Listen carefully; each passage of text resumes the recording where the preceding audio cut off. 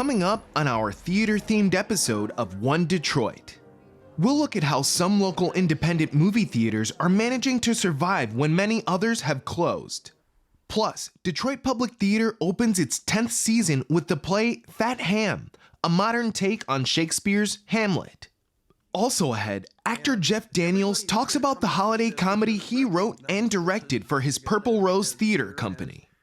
And we'll tell you about some of the theater and arts activities taking place around town this weekend. It's all coming up next on One Detroit. From Delta Faucets to Behr Paint, Masco Corporation is proud to deliver products that enhance the way consumers all over the world experience and enjoy their living spaces. Masco, serving Michigan communities since 1929. Support also provided by the Cynthia and Edsel Ford Fund for Journalism at Detroit PBS. DTE Foundation is a proud sponsor of Detroit PBS. Among the state's largest foundations committed to Michigan-focused giving, we support organizations that are doing exceptional work in our state. Learn more at dtefoundation.com. Nissan Foundation, and viewers like you.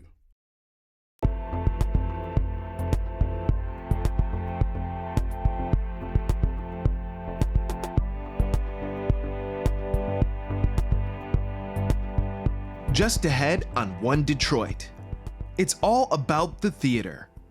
We'll talk with the actor playing the lead character in the award-winning play Fat Ham at Detroit Public Theater. Plus, we'll hear from actor Jeff Daniels about his new play and the Michigan Theater Company he founded more than 30 years ago. And we'll have some suggestions on arts and culture events you can check out this weekend and beyond. But first up, we're taking a look at the plight of independent theaters in Michigan. Tonight at 9 o'clock, Detroit PBS is airing the documentary Marquee Town, which tells the story of one man's efforts to save an old movie house in the Upper Peninsula. There are similar theaters throughout Southeast Michigan. While some have managed to stay open, many others have closed their doors. One Detroit's Bill Kubota and Chris Jordan teamed up to take a look at some of these historic theaters and what it takes for them to survive.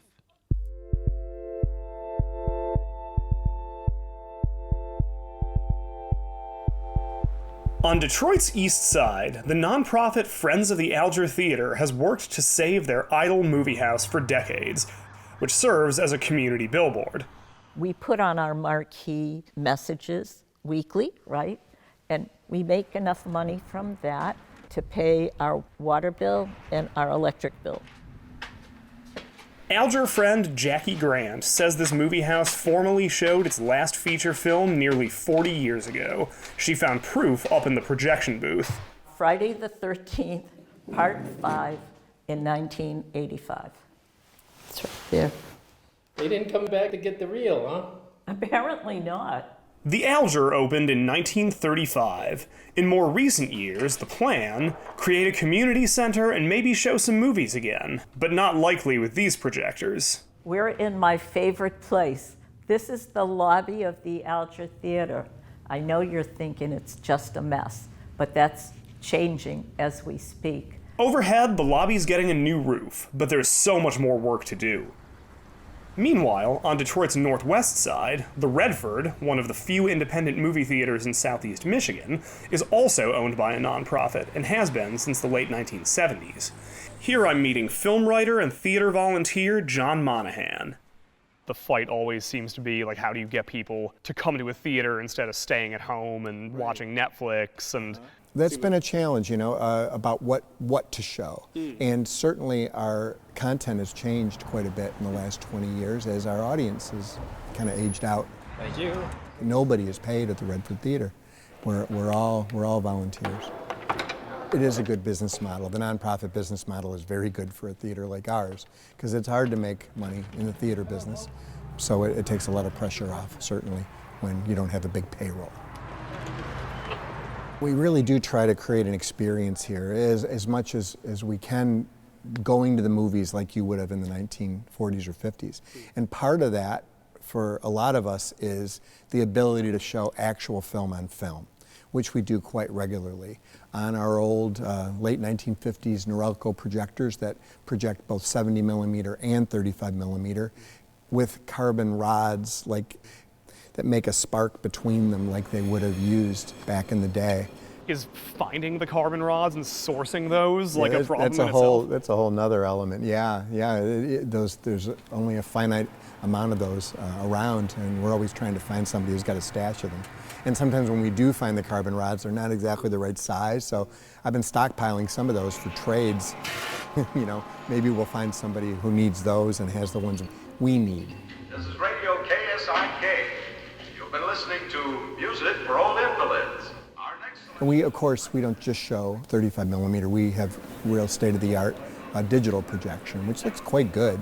As much of a purist as I am on film, we have really, really nice digital projection here too. When you enter the Redford, you'll encounter some ways it raises money to keep running. Often people will come over here to the counter where Larry the t-shirt guy designs shirts for the different programs. We have a 50-50 raffle counter over here where folks walk away with maybe $100 in cash prizes. Over here is the wall where, kind of paying tribute to the famous folks that have been through the theater. Probably most famously, Bruce Campbell from The Evil Dead, he was here. And one of the reasons why this theater is iconic to a lot of horror fans is this is, of course, where The Evil Dead premiered.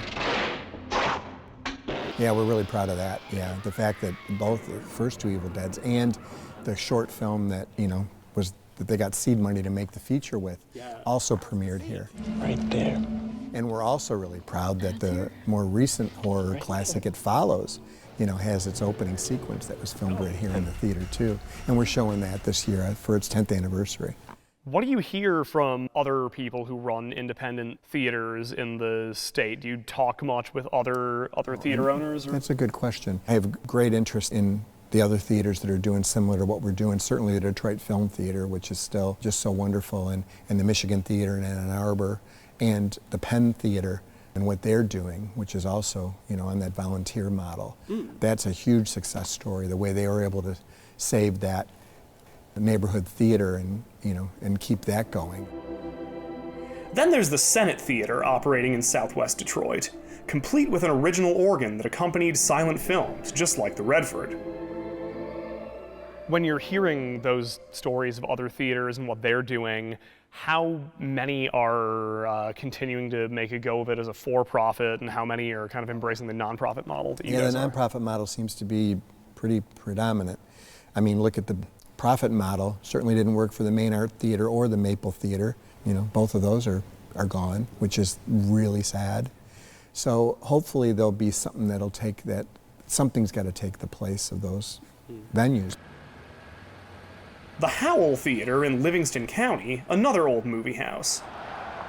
A couple of decades ago, it was split into two screens. It became the historic Howell Theater when Toledo native Tyler DePero bought it 10 years ago. Tell me a bit about the history of the theater. You said it's 96 years old? Yeah, we turned 96 December 11th of this year. So it was built in 1827, it opened December 11th, 1928. It was the first talkie theater in Livingston County. The first movie that played here was called Show People, directed by King Vidor. Show People, not a talkie, remains a cinema classic. Were you scared or apprehensive buying like a small town independent movie theater in 2014? Yeah, I mean, it's totally a big risk. I moved to Howell, moved to Michigan for the theater. I mean, I had done this research, making a list of what makes a good downtown, if that's local shops, walkable downtown, different activities throughout the year, having people in the community wanting this movie theater space to reopen. There isn't a how to operate a movie theater guidebook, and there isn't a website where you can go and find it out. This is theater too. DePero's finding ways to better engage the community, find revenue streams by hosting weddings, and other things. We've had concerts, improv comedy, we have church here every Sunday. Okay. This theater.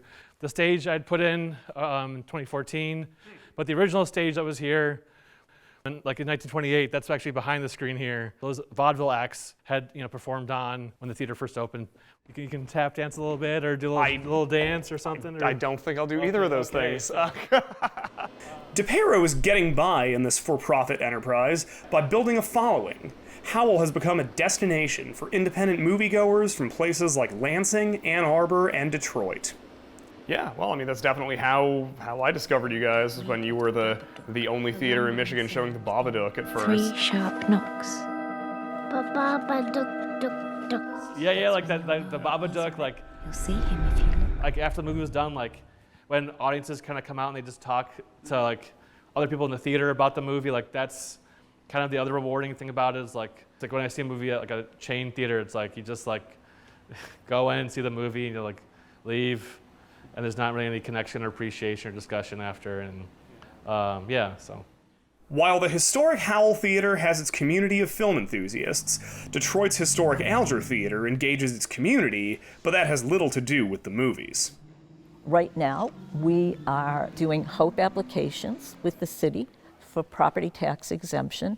So we're doing that good work, and we've been doing it for a number of years here. We've probably put right now into this building, which the public doesn't really know, close to $500,000.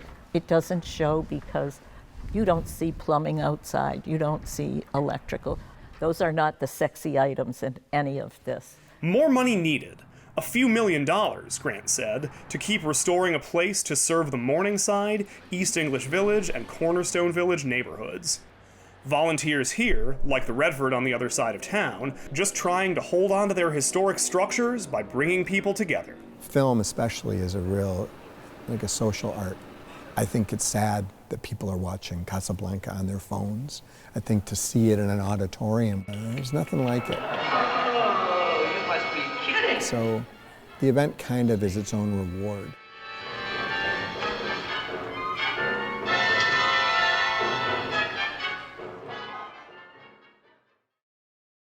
Detroit Public Theater's 10th anniversary season has opened with the Pulitzer Prize-winning play Fat Ham. The play by James Imes is a modern take on Shakespeare's Hamlet.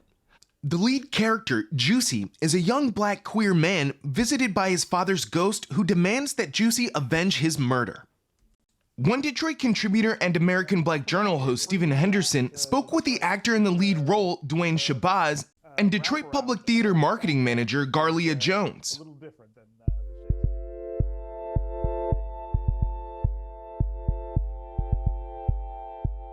Duane, I'm going to start with you. You are playing Hamlet. Yeah, essentially, yeah. In a way, right? Yeah, This yeah, is yeah. A little bit of a twist on it, but talk about it's one of my favorite plays. Hamlet is, and it's one of my favorite roles. I think it's such a tortured and complicated role. Talk about bringing that to Detroit in the wraparound of Fat Ham, which is a little different than the Shakespeare version. Yeah, it's exciting. It's exciting, and you know, like the fact that it is Shakespeare. I actually like when people bring that up because you know it is very much still in the vein of Shakespeare, still Hamlet, and the essence of it, like the language isn't Shakespearean. It's a Shakespearean, but it's Shakespearean-esque, given the fact that, you know, the history of Shakespeare is that this language was mostly used. The language that Shakespeare wrote in was mainly language that was used amongst the commoners or the poor folk. Mm-hmm. Now, you know, I feel like James Imes does the same thing with his take on this version. It's a mirror of the past and and how we speak today. And you know, and I feel like, you know, as from an actor perspective, it's very much him. You have to keep that in mind. The fact that it is the Shakespearean piece. So, you know, although it is a comedy, the needs and the wants of these characters are very desperate. And every character in this play have something that they're hiding, that they're desperately fighting to not reveal. And you know, it's exciting to bring this piece to Detroit, especially because I feel like this story that's being told by James Imes, the story that he created, is it's not common that you see this kind of Black story told. You know, this isn't the stereotypical story that you normally see. And that's about a guy who's just different than different than his environment. Yeah. You know, the people that he was raised around. He's more of an intellectual versus being a brute. Mm-hmm. And I feel like, and he's a weirdo. He likes different things, and I feel like it's very important to tell these kind of stories to show that Black people Black people, we're not a monolith. Yeah. We can be very diverse, and also as an actor, I just like the challenge of playing someone this outside of myself, but also connected to me in a lot of ways in my childhood. Well, it's so important for Black people in particular to see ourselves on stage, and so most of the plays that we see with Detroit public theater are from Black playwrights, and so this story, just to have a character like Juicy on stage and really be exploring things within himself is just a really incredible thing to be able to show to audiences, and we don't know who we touch, right? You don't know who is seeing that story and seeing themselves on stage. And you can see Fat Ham at Detroit Public Theater through November 3rd. Let's turn now to actor and playwright Jeff Daniels' new production at his Purple Rose Theater Company in Chelsea. He wrote and directed the play, which is titled Office Christmas Party, Grinch in Fight with Rudolph, Police Called. It's a workplace comedy set in a Michigan fudge company. One Detroit's Chris Jordan spoke with Daniels about the play, writing for Michigan audiences, and the theater he founded more than 30 years ago.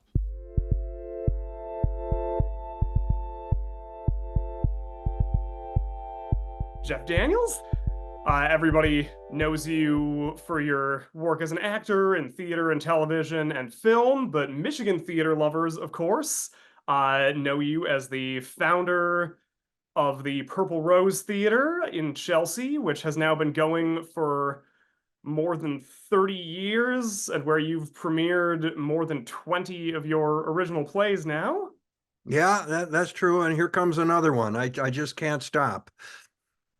And we'll get to the play in a moment, but just first of all, for people who have never been to the Purple Rose Theater and who have maybe never been to Chelsea, just tell us a little bit about what the Purple Rose is and how you came to start it in the town where you grew up. Well, when my wife Kathleen and we moved back in the middle 80s, and decided to raise our family here and use Metro Detroit Airport as kind of the commuting service for me, and it worked out all right. The kids are in their 30s now, but while I was here, after a few years, I missed the creativity and the imagination that being an actor can bring, whether you're on a movie set or on stage somewhere. And so I bought a building and gambled that there would be theater artists around that might be interested, and there were, and then kind of developed this theater. And it's been almost 34 years of doing that, and now we're kind of coming back from COVID and where people kind of learn to live without going to theater and things like that, and we're doing a lot of comedies right now, and we're kind of trying to bring the audience back. We're trying to win them back and making sure that what we're doing is of the highest quality once they get in the building. You'll have a great night out at the Purple Rose, and that's what this next play delivers. Perfect segue into the play. Office Christmas Party, Grinch in Fight with Rudolph, Police Called. A new comedy written and also directed by you. It is based on a police blotter headline, and beyond that, an original invention of yours. Tell us a bit about it. Well, I saw this headline on that digital online paper, mlive.com. It was from somewhere up north, and it was just the headline. That was the headline. And as soon as I read that headline, I said, that's a comedy. I read the article. There was very little information in it. I said, that's okay. I'll make it up.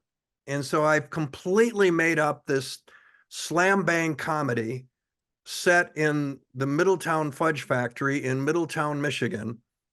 And, you know, a failing business. Of the 6 fudge companies in Michigan, it's number 6. And, you know, if they don't have a good December, they won't see the end of January. And then this happens. And then the fight that they had goes viral. And once it hits the internet, then all hell breaks loose. And that's when the you know, comedy really kicks in. Now, having written over 20 plays now, I mean, just curious about your artistic process. Like, how do you approach writing? Well, it's the idea. Any writer will tell you, a lot of ideas surface, but do they have legs? Can you construct a story with a beginning, middle, and an end that, even with a comedy, says something? And this one does, and it did. It takes a while to find it, and that's why you go through. I mean, Grinch and Rudolph has probably gone through easily 9 drafts, maybe 10. We were probably 8 by the time we got into rehearsals just before Labor Day. And the actors bring ideas, and you just see things that can be made better if you know, rewrite it a little bit or cut something. Or so that's the fun of doing something absolutely original, and also setting it in this corner of the country. You know, I'm writing about here, and everybody who's going to come to see this is going to recognize this as Michigan, as here, as people they kind of know, might know. That's the fun of it too, is kind of writing for this audience, about this audience, to this audience, and doing everything I can to make them double over with laughter. That's my goal with this one. I want them laughing harder than they have in a long time. I mean, I was looking at the rest of the 2024-2025 season, and I have all 4 plays are either world premieres or Michigan premieres. I know that incubating or commissioning new plays by playwrights is something that you really pride yourself on. Well, it came from Circle Rep. When I went to New York City in 1976, Circle Repertory Company was one of the premier off-Broadway theater companies in New York. And I'll never forget walking in there that first week, and there were half a dozen playwrights, each one of them walking around rewriting a second act. It was thrilling. Living, breathing playwrights creating right in front of me. I was never interested in doing what was popular in New York last year. I think regional theaters would do well to write about where they are. Seattle should write about Seattle. Denver should write about Denver. We're writing about this corner of the country. Write to your audience. And that's what we're doing. And, you know, if you write about them, they will come. That's the hope anyway. And Office Christmas Party runs through December 22nd at the Purple Rose Theater Company. There are several other theater productions taking place in Metro Detroit this weekend and beyond. One Detroit's Sarah Zintarski has a rundown of plays and other events in today's One Detroit Weekend. This weekend is the final chance to see the play Grand Horizons at Tipping Point Theater. The story follows a couple whose lives shift when, after their 50-year anniversary, the wife announces she wants a divorce. Humor and honesty unfold as the play explores love and aging. Fat Ham is at the Detroit Public Theater now through November 3rd. The comedy explores themes of love, loss, pain, and joy as the main character encounters his father's ghost demanding vengeance during a family cookout. Another play is The Woman in Black at Stagecrafters' Second Stage, about ghostly encounters and hidden secrets. Perfect for the Halloween season, it runs through October 27th. On Saturday, 97.9 WJLB presents the All-Star Comedy Festival at the Fox Theater. It stars comedians Michael Blackson, Lavelle Crawford, Earthquake, Jess Hilarious, Arnaz J., and Kevin Tate. At the Detroit Opera House Saturday, October 19th, Friday, October 25th, and Sunday, October 27th is a modernized take on Verdi's classic La Traviata. Also Saturday, October 19th, is the Detroit Artist Market's Gala Art Auction. The evening will consist of inspiring art, discussions, and the chance to support Detroit Artist Market's mission of connecting artists, collectors, and communities.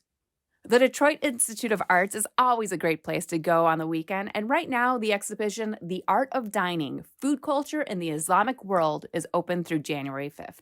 It showcases 230 works from the Middle East, Egypt, Central and South Asia, and more. The exhibit looks deeper into the relation between art and food from long ago to present day.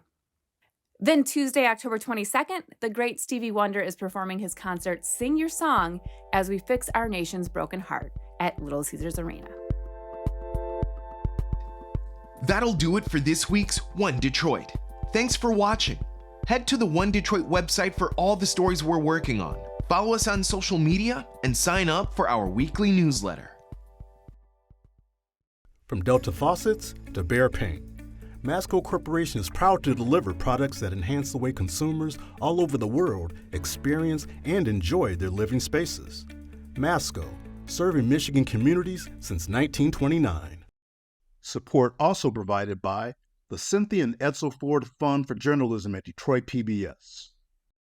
DTE Foundation is a proud sponsor of Detroit PBS. Among the state's largest foundations committed to Michigan-focused giving, we support organizations that are doing exceptional work in our state. Learn more at dtefoundation.com.